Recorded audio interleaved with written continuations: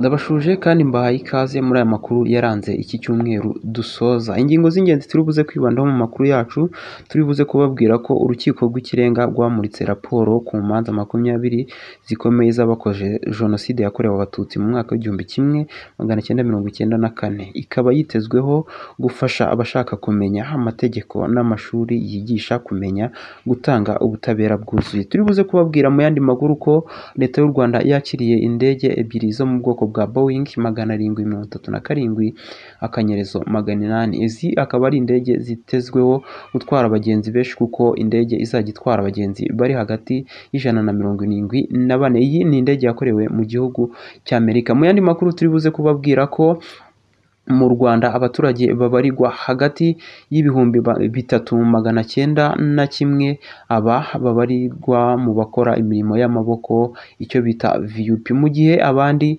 babarirwa hagati ya 84.6% batunze telefone ngendanwa.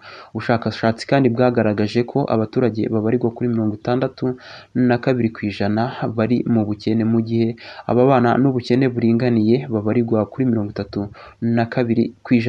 Mu makuru y'imikino turi buze kubabwira ko ekipe ya APR FC ndetse n'ikipe y'igihugu y'u Rwanda Amavubi zirimo kwitegura imikino igiye kuzihuza n'ayandi ma ekipe. Ikipe y'igihugu y'u Rwanda Amavubi irimo kwitegura imikino ndetse yanahamagaye abakinnyi bayo izifashisha mu mikino izaba ikomeza ubwo bazaba bacakirana na ekipe bari kumwe mu itsinda. Naho ikipe ya APR FC nayo biteganyijwe ko ku itariki 2 z'ukwezi kwa 9 izitabira Sekafa Kagame Cup itari kumwe n'abakinnyi bayo bagera ku 9 kuko bitabiriye imikino y'igihugu.